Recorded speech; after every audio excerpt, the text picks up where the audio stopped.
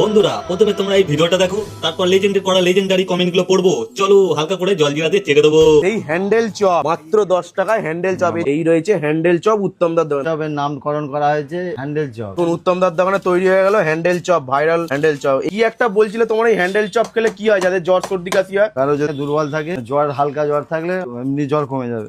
तो चलिए शुरू करते हैं। এটা খেলে হ্যান্ডেল মারতে ইচ্ছা করবে, এই জন্য হ্যান্ডেল চপ। দাদা তোমার হ্যান্ডেল চপ খেয়ে জোরে জোরে হ্যান্ডেল মারতে পারবো তো? जिसकी गारंटी मैं नहीं दे सकता।